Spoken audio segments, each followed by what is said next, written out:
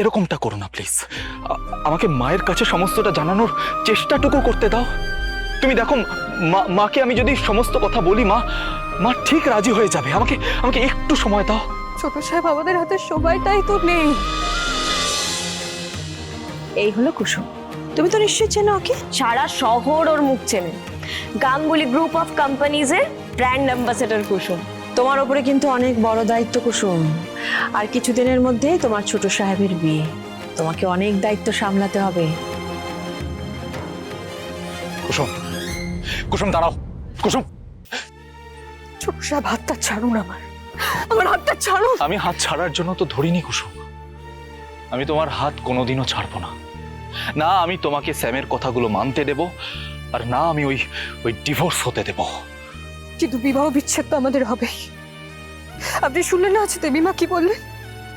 দেবীমা আপনার জন্য শ্রীতমা ম্যাডামকে পছন্দ করেছেন ছোট সাহেব। কিন্তু আমি তোমাকে ছাড়া থাকতে পারবো না কুসুম। তোমাকে ছাড়া আমি বাঁচতে পারবো না কুসুম। আমি বুঝতে পারছি না যে তুমি কি করে এত সহজে এই বিয়েটা ভেঙে দিতে চাইছো। আমাদের ভালোবাসা কি এতটাই ঠুনকো, এতটাই দুর্বল যে অন্য কেউ এসে ভয় দেখাবে আর আমরা একে অপরের থেকে এইভাবে দূরে সরে যাবো? বলো তুমি। আমাদের ভালোবাসার জোর কতটা সেটা আমার জানা আছে, কিন্তু আপনি সবকিছু জেনে এরকম অবুঝের মতো কেন ব্যবহার করছেন ছোট সাহেব? আপনি কি দেখতে পাচ্ছেন না আমাদের সম্পর্কে চারিদিক দিয়ে কোনো না কোনো বাধা এসেই চলেছে? একে তো বিয়ের পরে ওই লোকটা তৃষা ম্যাডাম জানি না কোথায় থেকে উড়ে এসে জুড়ে বসলেন, আর দেবীমা আপনার জন্য মেয়ে পছন্দ করে ফেলেছে। হয়তো ঠাকুরও চান যে আমরা আলাদা হয়ে যাই। হয়তো উনি এটাই ইঙ্গিত দিচ্ছেন আমাদের ভাগ্যে একসাথে থাকা লেখা নেই ছোট সাহেব। এটা তুমি কি করে জানতে পেরেছো কুসুম? তুমি তো আমাদের ভালোবাসা বাঁচানোর জন্য কোনো ফাইটই করছো না। তুমি ভেবেই নিয়েছো যে তুমি ডিভোর্সটা দিয়ে দেবে। কিন্তু আমি তোমার জন্য ওই স্যামের এগেনস্টে বা এমনকি আমার মায়ের সিদ্ধান্তের এগেনস্টে যেতেও রাজি আছি কুসুম। কিন্তু আমি চাই না যে আমার জন্য আপনারা দেবীমায়ের সম্পর্কে কোনো রকমের ফাটল আসুক। আমি চাই না সেটা হোক। আমি চাই না যে দেবীমা কষ্ট পান ছোট সাহেব। ছোট সাহেব, আমি তখন থেকে আপনাকে নিজের জীবনের জীবন সঙ্গী মেনেছি যখন আপনার আমার প্রতি কোনো অনুভূতিই ছিল না। আপনি আমার ভালোবাসার কথা জানতেনই না। তখন তো আমার কোনো উপাধির কাগজ দরকার পড়েনি এই সম্পর্কটাকে টিকিয়ে রাখার জন্য। এটা দেখছেন, আমি জেনেছি যে আমার সদবার চিহ্নই হলো আপনার রক্ষা কবচ ছোট সাহেব। কাগজ কলমে আমরা যতই আলাদা হই না কেন, কিন্তু আমার শেষ নিঃশ্বাস অব্দি এই সদবার চিহ্ন নিজের শরীরের থেকে আমি আলাদা হতে দেব না, কখনো না। কুসুম, স্টপ ইট। একদম তুমি এই সমস্ত মরার কথা, ডিভোর্সের কথা একদম বলবে না। আমি যখন একবার বলে দিয়েছি আমি আমার জীবনে স্ত্রীর জায়গায় তোমাকে ছাড়া আর কাউকে বসাতে পারবো না, তখন সেটা পারবো না। স্যাম যা করার করুক, এই ডিভোর্স আমি হতে দেব না।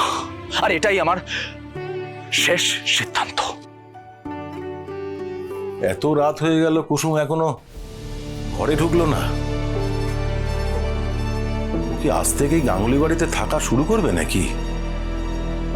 না, একবার খোঁজ নিয়ে আসি।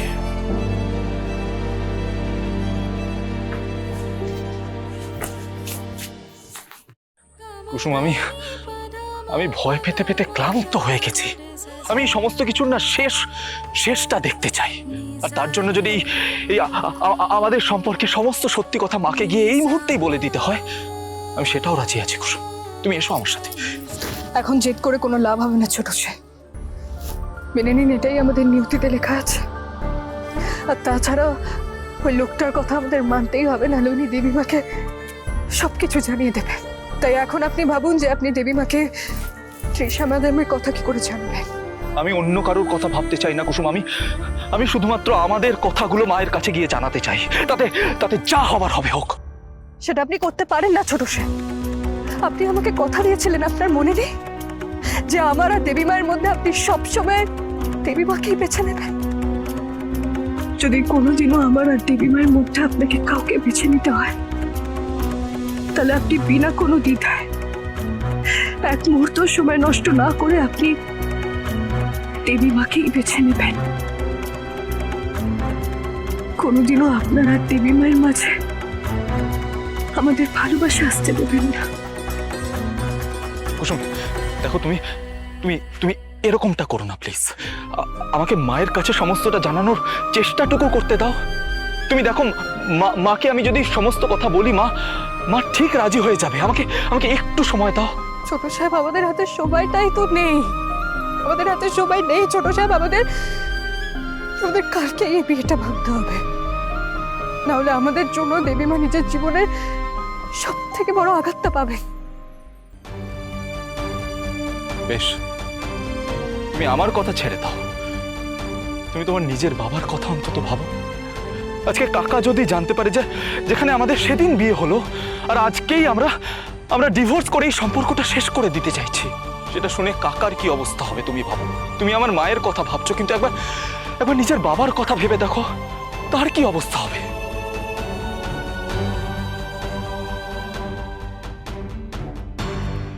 এই দেখো, কুসুম তো এখানে দাঁড়িয়ে জামাইয়ের সঙ্গে গল্প করছে, কিন্তু কুসুমকে দেখে মনে হচ্ছে ও আয়ুষ বাবার সঙ্গে ঝগড়া করছে। নিজের বাবাকে এত বড় কষ্ট দিতে পারবে? একবার ভেবে দেখো কুসুম। কুসুম,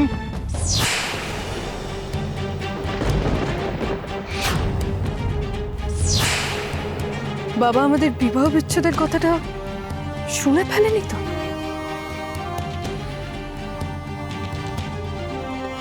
কুসুম, এটা তুই কি করছিস? আমি দূর থেকে দেখলাম তোরা এখানে দাঁড়িয়ে ঝগড়াঝাটি করছিস। তোদের সবেমাত্র বিয়ে হয়েছে, এর মধ্যে স্বামী স্ত্রী ঝগড়া হচ্ছে। কেন ঝগড়া হচ্ছে? তোকে আমি এই শিক্ষা দিয়েছি কুসুম, হ্যাঁ? এই শিক্ষা তুই পেয়েছিস আমার কাছ থেকে? তুই স্বামীর সঙ্গে গলা তুলে কথা বলছিস, হ্যাঁ? এত এত বড় সাহস তোর?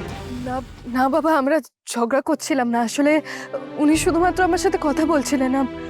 উনি চান আমি যাতে গাঙ্গুলি বাড়িতে গিয়ে থাকি, কিন্তু সেটা তো আমি করতে পারবো না। আমি তো তোমার সাথেই থাকবো।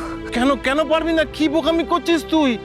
দেখ, বিয়ের পর প্রত্যেকটা মেয়েকে শ্বশুরবাড়ি যেতে হয়, ওটাই ওর ঘর। তুইও যাবি। আসবো বাবা, তুমি চিন্তা করো না, আমি ওর ব্যাগপত্র গুছিয়ে দিচ্ছি। ও আজ রাত থেকেই গাঙ্গুলি বাড়িতেই থাকবে। বাবা আমি থাকবো। চুপ, একটা কথাও নয়। প্রত্যেকটা মেয়ে বিয়ের পর শ্বশুরবাড়ি যায়, তুইও যাবি। কাকা কাকা কাকা কাকা শোনো, তুমি কুসুমকে এইভাবে জোর করো না। ওর যদি ইচ্ছে হয় আর কয়েকটা দিন তোমার সাথে থাকতেও থাকুক না, আমি ওকে বুঝিয়ে বলবো। তুমি প্লিজ রাগ করো না।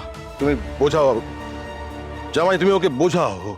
দেখো, বিয়ের পর প্রত্যেকটা মেয়ের ধর্ম হচ্ছে গিয়ে শাশুড়ির সেবা করা, শ্বশুরের সেবা করা। কুসুমও তাই করবে। কুসুম, তোর এত বছর বয়স হয়ে গেল, বোধ বুদ্ধি হলো না। কুসুম, আমি তোমার সকালেই আমাদের বিবাহ বিচ্ছেদ হবে। ওই লোকটা আমাদের জন্য অপেক্ষা করবেন ছোট সাহেব। কাগজ কলমে কালকেই আমাদের সম্পর্কের শেষ দিন। কুসুম